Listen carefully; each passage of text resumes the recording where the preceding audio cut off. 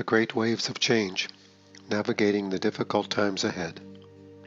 Chapter 6, Relationships and the Great Waves, as revealed to Marshall V. Summers on June 3, 2008, in Boulder, Colorado. You have 4 pillars in your life, the pillars that uphold your life. They give it strength, balance, and certainty. These are the pillar of relationships, the pillar of work, the pillar of health, and the pillar of your spiritual development. Like the 4 legs of a table, they uphold your life. The strength of your life and the ability of your life to undergo change and uncertainty depend in great part upon these pillars. While you have knowledge, the deeper intelligence that God has given you to guide you, to protect you, and to lead you to your greater accomplishments, the emphasis must still be on building these 4 pillars. This chapter discusses the pillar of relationships. This includes all of your relationships, how you participate in relationships, your strengths and weaknesses in relationships, the quality of relationships that you have with others, who in your life is strengthening you, and who in your life is making you weaker. This primarily is regarding your relationship with individuals, but in a more complete sense, it also includes your relationship with your possessions, your home, your mind, your body, your nation, the earth, your relationship with nature, and so forth. This teaching will focus on your relationship with individuals because they have the greatest impact upon your thinking, awareness, and abilities. It must be understood at the outset that the quality of your relationships with others will largely determine the kind of life you will have, what will be available to you, the vision you will have, and the degree of courage you will have to follow the movement of knowledge within yourself. Here, knowledge cannot move you in your life. It cannot guide you or protect you if your pillars are too weak. In this case, if there are people who depend upon you remaining as they want you to be, who are afraid of any kind of change or emergence within your life, who would suspect or denounce any kind of deeper inclination you might have to the degree that it would threaten their interest in you, they will hold you back. They will influence you. They will discourage you. They will cast doubt upon you, even if they are wonderful and loving people. If they do not recognize the reality of the deeper nature within themselves, then they will regard it within you with suspicion and uncertainty. They will not trust it. They will not know it.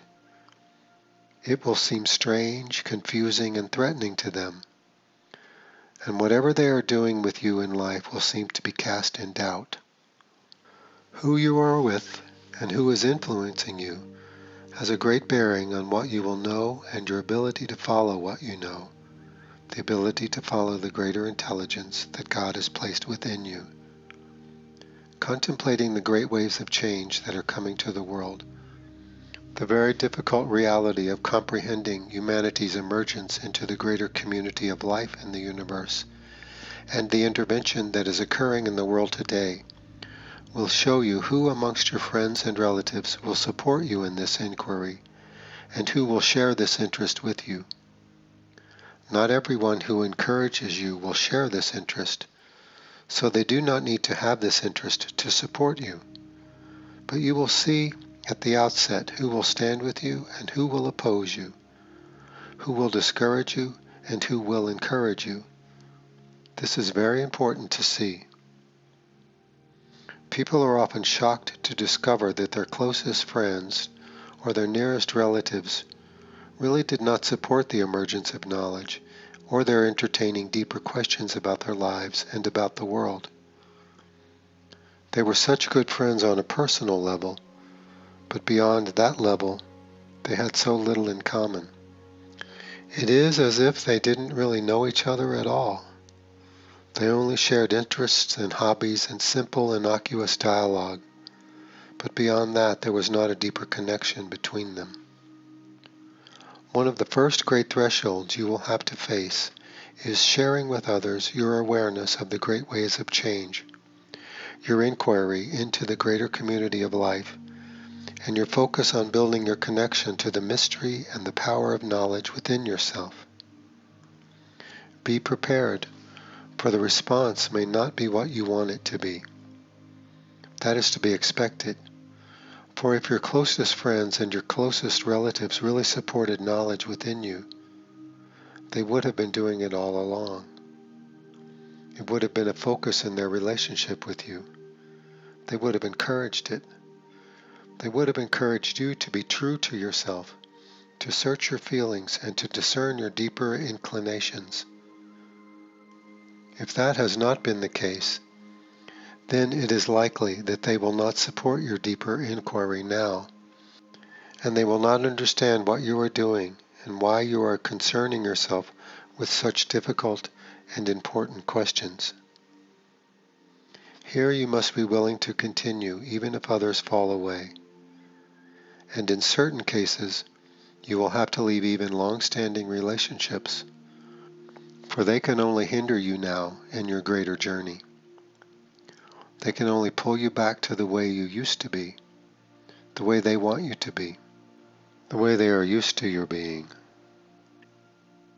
But do not condemn them for this, for they do not yet have the awareness. Yet be grateful that the awareness is coming to you, because this gives you time to learn and to prepare.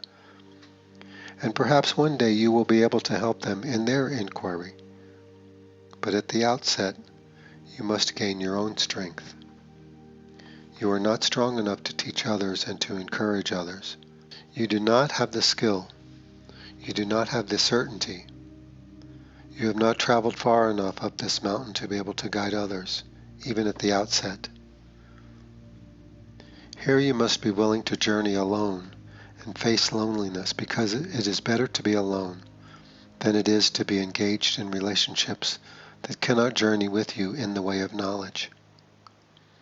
It is better to face loneliness than it is to engage with people who really have nothing to offer you, no wisdom, no encouragement, and no insight. Before, you were really just spending your time mindlessly, and now you must spend it wisely. And relationships take a great deal of time. Here you will be looking for deeper qualities in people. Beauty, charm, and wittiness will be seen as having no real value now. You want depth and honesty. You want earnestness. You want clarity. You are looking for a deeper resonance with others.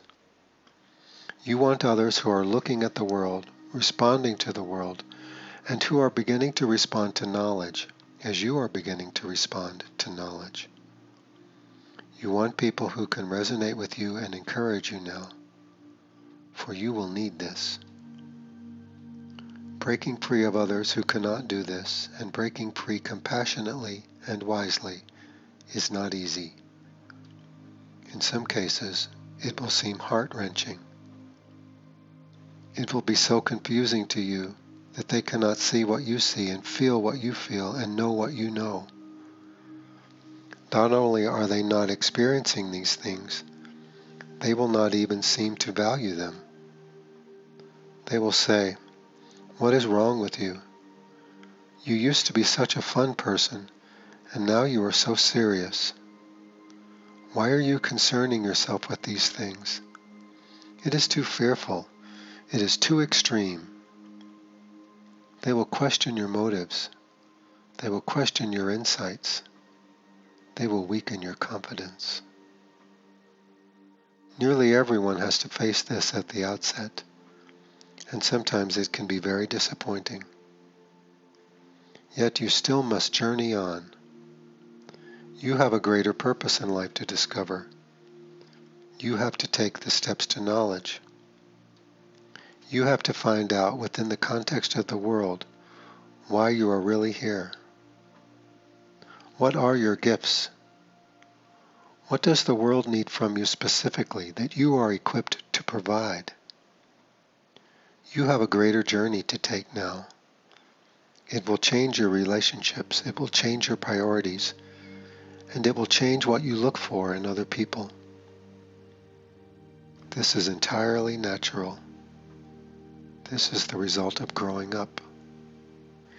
Even if there were no great waves of change, even if humanity remained isolated in the universe, you would still have to take these great steps to mature as a person, to build character within yourself, to learn about your mind and your inclinations, your strengths and your weaknesses, and to embark upon a deeper evaluation of your life.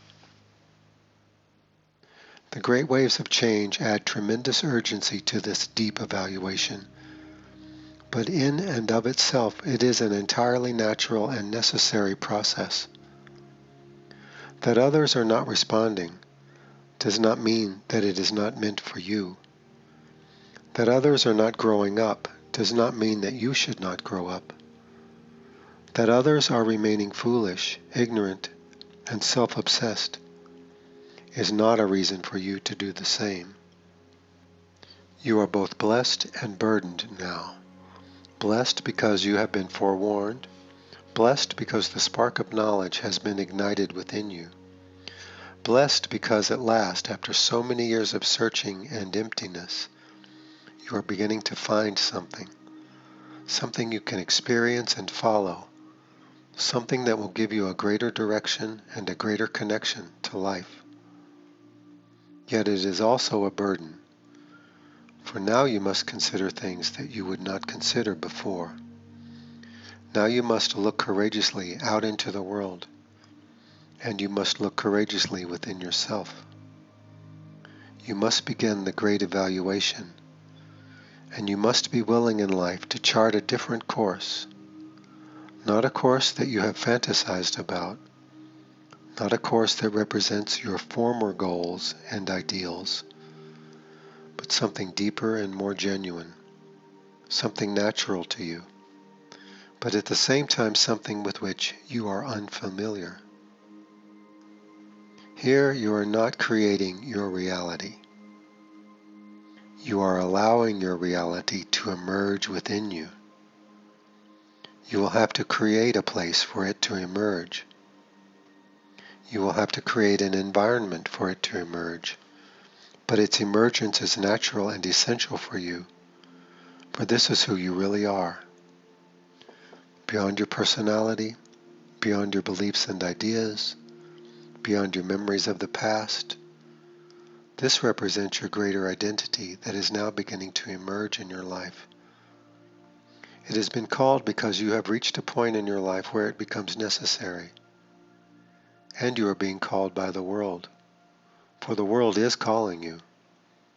The signs of the world are calling you to prepare, to awaken from your dreams of self-fulfillment, to prepare for the great waves of change, and to prepare for the greater community.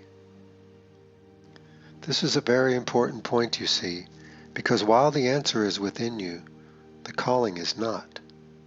It is beyond you. It is out in the world. What calls you to a greater purpose is out in the world. The answer to this calling is within you, but the calling is out there. Because the great waves of change are coming and are beginning to influence and affect the lives of ever-increasing numbers of people, the calling of the world is there. It is powerful. It is engaging. It is essential. That is why you are responding now.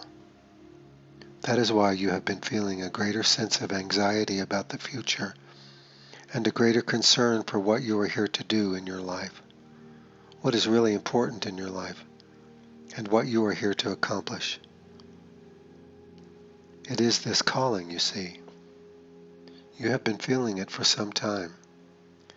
And now the revelation of the new message is showing you what you are experiencing. It is bearing witness to your experience. It is advocating for this experience to increase and to emerge within you. It is a confirmation of knowledge within yourself and what you yourself must learn to see, to know, and to do for this knowledge to emerge and to express itself fully through you. This is not a time to look for romance. This is not a time to try to get married. This is not a time to commit yourself to someone or to a set of circumstances, because you are building a fundamental relationship with yourself, and you are undertaking a deep evaluation of your life. It is better now that there be no one else competing for your attention. If someone is, it will make this evaluation far more difficult and confuse your situation terribly. Even if they are the right person for you, they must wait. And if they are the right person, they will wait. You need time now to get your bearings, to see where you are, to see what you know, to evaluate your relationships with people, places, and things, and to discern the direction that you must follow. There should be no one else competing for your attention, and you should hold yourself back. Do not give yourself over now. That would be a terrible mistake. It would be bypassing an essential step in your life. If you are a person who has relied upon being in relationship with others, this might seem difficult. To be on your own like this, to withhold your affections, to keep yourself out of any kind of intimate engagement with anyone. If someone is trying to seduce you or to overcome your inclinations, if someone is trying to persuade you to be in relationship with them, then you can be sure that they do not respect the deeper movement of your life. This will likely mean that they are not appropriate for you, either now or at any time. Do not let anyone's desires or expectations overtake you now. You must have this restraint. You must establish these boundaries. You will need time, and quite a bit of time actually, to discern your real direction. There should be no distractions from this. No one pulling you to the side, no one pulling you back, no one trying to win you over, no one trying to encourage you to be in relationship with them. No distractions. If you are going to take this great step in your life, there must be no distractions. If you are in a relationship with someone now, you may have to withdraw for a period of time. If they can support this, that is good. If they cannot support it, then you know that they will not be able to take this journey with you, regardless of your affection for each other, regardless of what you have created together. Fundamentally, they will not move in the direction in which you must now move, and there is nothing you can do about it. This is where knowledge becomes your first responsibility. Before, you were giving your life away to other people.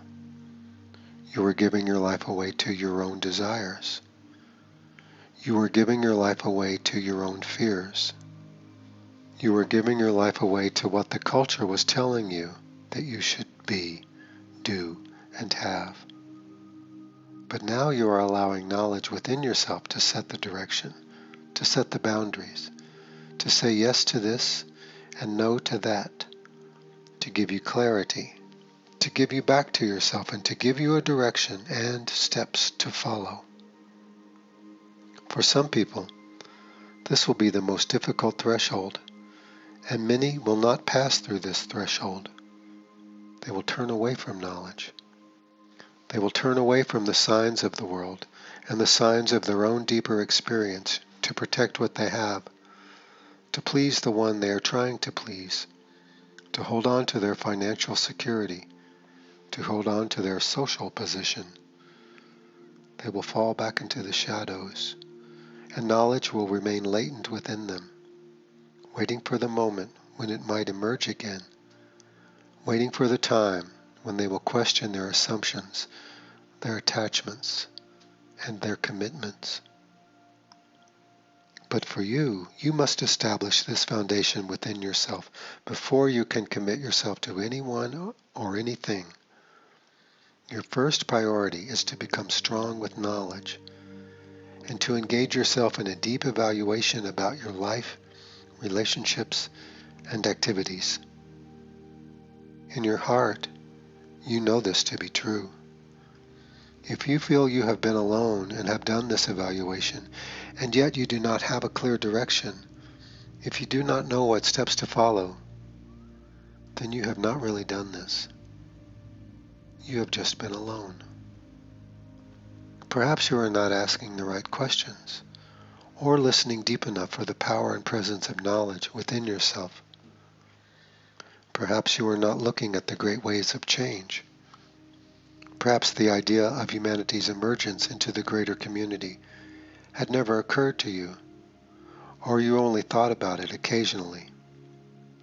Whatever the case may be, the deep evaluation must be deep enough to be effective. It must be substantial, and it must show you what is coming over the horizon of the world, for this will give you certainty. This will give you motivation, for you will realize you cannot stay where you are. You are not living in the past anymore. The world that you are accustomed to will change dramatically. You cannot rest on any former presumptions or assurances. There is no safe and secure place to hide from the vicissitudes of life now.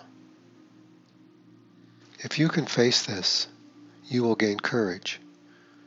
If you can face this without denial, without preference, without projecting your own ideas, hopes, and wishes, you will gain clarity and objectivity. Courage, clarity, and objectivity. So rare they are in the human experience, and yet so absolutely necessary to provide certainty, direction, and balance in one's life. It is better to be with one person who will encourage you than it is to have a whole host of friends and family around you who have no idea what is moving your life. You must face this. You must have the strength to say no to others. You must have the courage to carry on the deep evaluation of your life. Otherwise, you will not know yourself. You will not know your experience, and you will be too afraid to look out over the horizon. This is the condition of so many people, especially the wealthy people. They really do not want to look out on the horizon. Most of them are too afraid of how they must change, what they must let go of, what they must reconsider. So engulfed they are in their pursuit of happiness and pleasure, wealth and power. It is very sad. Their wealth has done nothing for them, and in fact, has made them weaker and less able to respond to life. Therefore, do not envy them. Their tragedy is not something you want to have. In the future, owning a lot of things will be a real burden. Having great wealth will be a real burden. How will you protect it? How much will it govern your life? The great waves will create a set of circumstances that will make being very wealthy extremely hazardous. With all those hungry faces looking at you. No, no, that is not the way. You will need great companions in the way of knowledge. You will need others who are strong enough to face the great waves of change, and who are willing to begin to look ahead at the greater community and humanity's future and destiny there. You must have others who are beginning to take the same kind of journey you are taking. This is not about romance and marriage now. That may come later. That is not the emphasis now. Break the addiction to romance. Do not become sexually engaged with anyone during this initial period. Do not give yourself away to anyone. You will have to bring everything to bear here, all of your attention. It must be the great focus of your life. That is how serious it is, and that is what is required. In time, others will come to join you. You will be tempted by romance. You will be tempted by relationship, beauty, charm, and wealth. They will all still have certain degrees of attraction for you, but knowledge within you will not be impressed at all by them and will not respond to them. And the stronger you are with knowledge, the more immune you become to these seductions and attractions. But you are not there yet. You must take this journey to gain that strength, that immunity, and that freedom. Oh, what a freedom it is to be free from seduction. When you are free, everyone else looks like they are in chains, like they are slaves to their wishes, their desires, their fears, and their inappropriate engagements with other people.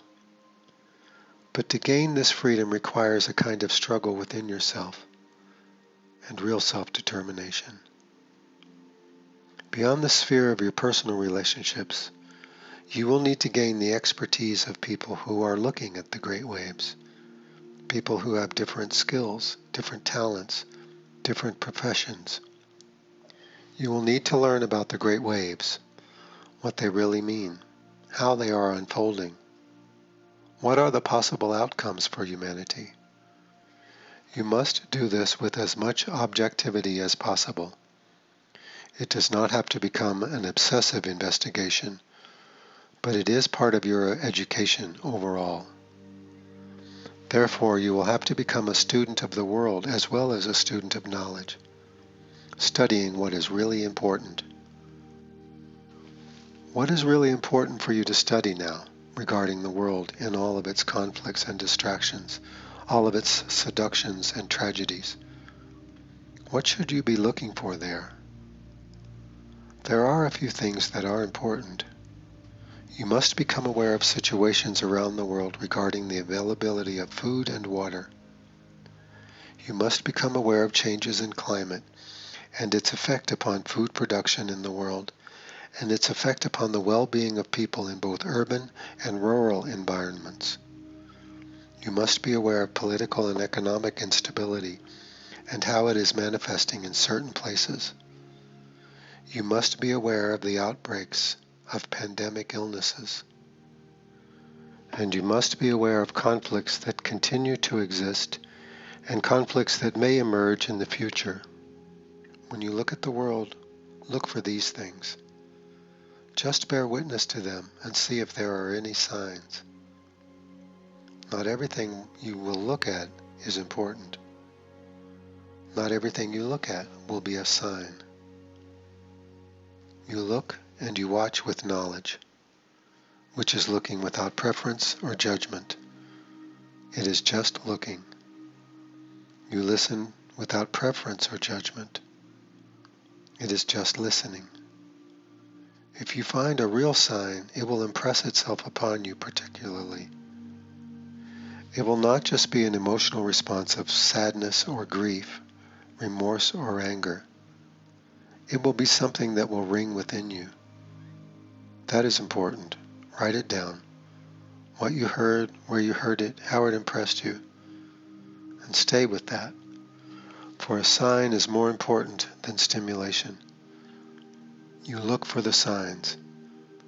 You do not have to become an expert in any of these areas. You do not have to study them in depth. But you need to look into them for the signs. For the signs will tell you how quickly the great waves are approaching. They will tell you how much time you have to carry out the things that you are trying to do, even right now. Like the animals in the field and the birds in the air, you are watching and listening for changes in your environment. While others continue to be preoccupied and self-obsessed, carefree and careless, you must pay attention.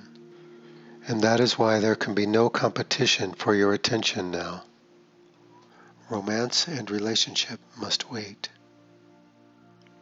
You must create space within your mind to listen, to look, and to learn. You must slow your life down so that you can listen, look, and learn. Beginning steps to knowledge will teach you how to still your mind and how to listen more deeply within your own experience. looking for the signs. It is your relationship with knowledge now that is so fundamental and that must take precedence over any other relationship that you have. Even your children who will stay with you, even they cannot interfere with your relationship with knowledge. The more that you build this relationship, the more you will be able to share it with your children and encourage it in them. For you can never be too young to learn about knowledge, to learn how to recognize your deeper experience and be true to yourself. This is the way that God has laid out. It has always been this way. Religion and all of its emphasis and tragedy, the infusion of culture and history and the manipulation of leaders and institutions have not changed the fundamental nature of God's revelation, which is knowledge within the individual and, through knowledge, contribution to the world. It is fundamental. This is at the heart of every religion. Take away the miracles, take away the pageantry, take away the institutional guidelines, and you have the mystery of knowledge within yourself, waiting to be discovered. Now the world is calling for this, for great waves of change are upon the world, and humanity is now facing intervention from the greater community itself. The world is forcing an advancement in human evolution. The world is calling knowledge out of you, and it must respond. This is the power of your time, and it will give you work to do that will be fundamental and necessary, both within yourself and in the world.